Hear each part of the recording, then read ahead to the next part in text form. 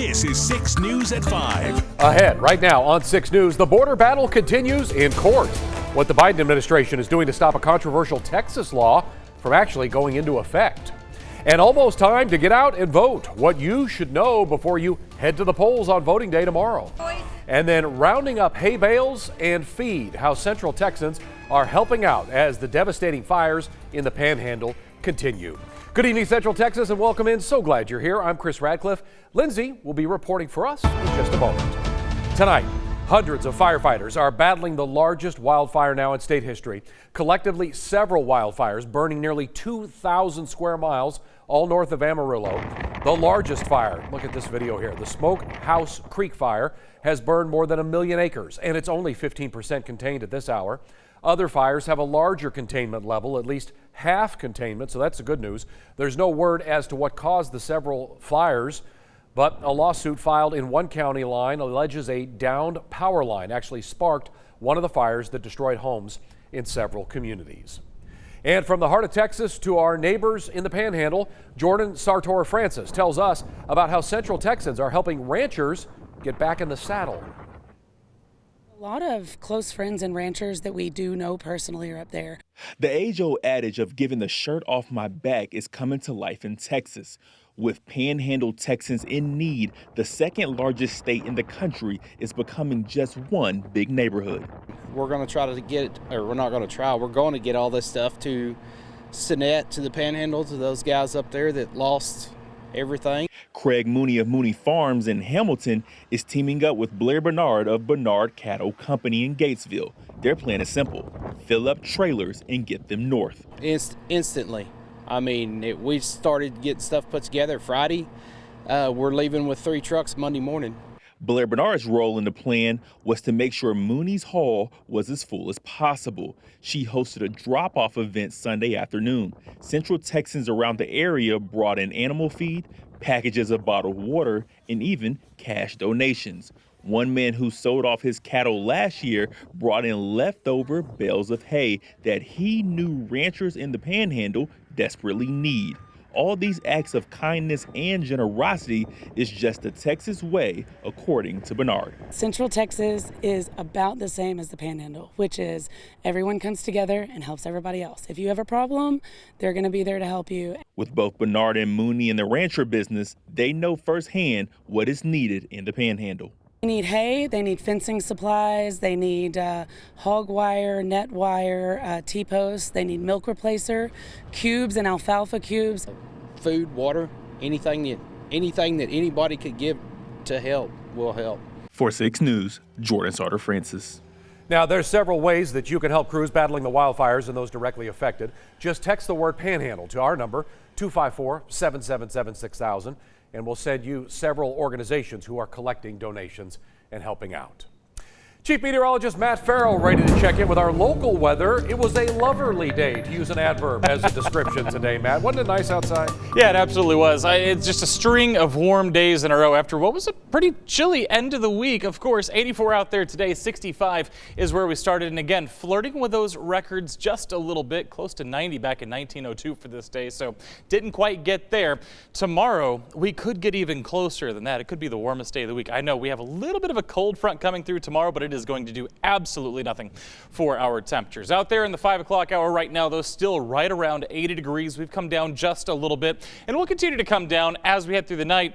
We're also going to keep our eye on the sky for the next few hours. Yeah, most of the rain has stayed to the east for us today, but we are still going to hold on to a chance for an isolated shower or a thunderstorm to move through between 9 and about midnight as we head through the night. And again, still the same threat. Winds and hail could be a possibility with anything, but again, isolated storms, low chance as we head through the night tonight. For tomorrow, how about 4 or 5 degrees warmer than it was today? That's right. Some areas could be close to 90. We'll talk about that and a plethora of storm chances coming up. Okay, so the cold front warms us up. Okay, interesting.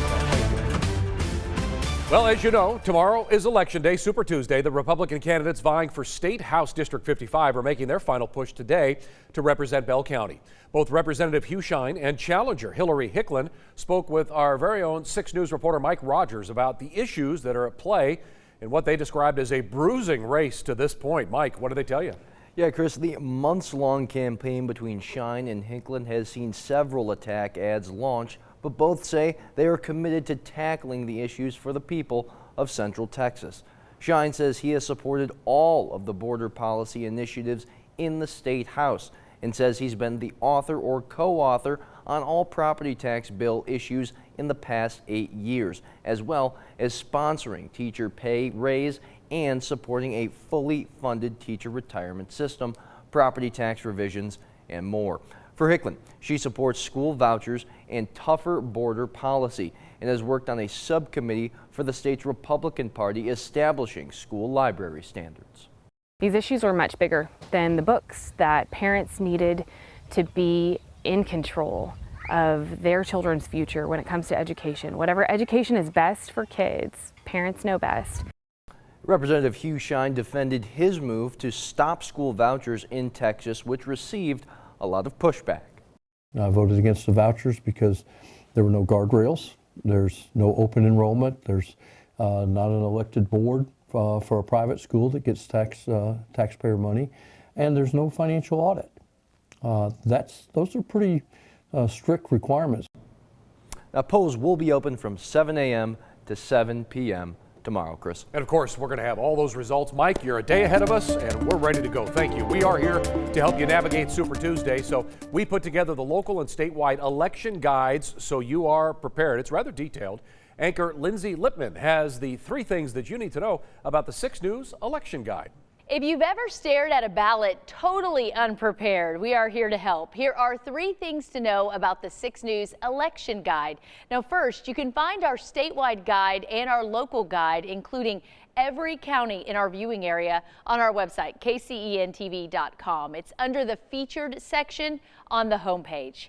Second, what's in it? Well, it shows who is running in each race. In the statewide guide, it includes what you need to bring with you to the polls. And third, our statewide election guide includes a link to the Texas Secretary of State's website, and there you can check if you're registered to vote and the voting location in your county. You can get all of this information at your fingertips by texting the word VOTE to our number 254-777-6000, and we will send you the links to our election guide. We hope it helps you stay informed on Super Tuesday. Back to you. All right. New developments. Meanwhile, ahead of Super Tuesday, former President Donald Trump is going to remain on the ballot in Colorado. The Supreme Court made the unanimous decision that states cannot remove Trump from the ballot. Colorado removed the former president for his actions leading up to the January 6th attack on the Capitol. The only 2 other states, Maine and Illinois, that plan to remove Trump off of their ballots said they can't now. Today's ruling reverses the Colorado Supreme Court decision, which determined that Trump could not serve again as president under Section 3 of the 14th Amendment. The Supreme Court's ruling says Congress has to set rules on how that provision is going to be enforced. But even after this major win, the leading GOP candidate, Donald Trump, isn't in the clear from more legal battles. NBC's Alice Barr explains what's ahead for the former president as more than a dozen states gear up for the primary elections come tomorrow.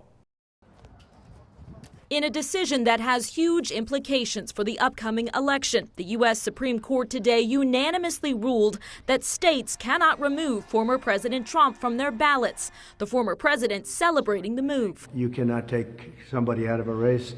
The voters can take the person out of the race very quickly, but a court shouldn't be doing that. And it comes a day before Super Tuesday, when voters in Colorado, Maine, and more than a dozen other states will head to the polls. I don't like the idea of people of the government saying someone can't run. Next month, the High Court is set to hear arguments in a separate case over former President Trump's claims that he's immune from prosecution for his efforts to overturn the 2020 election because he says he was acting as president.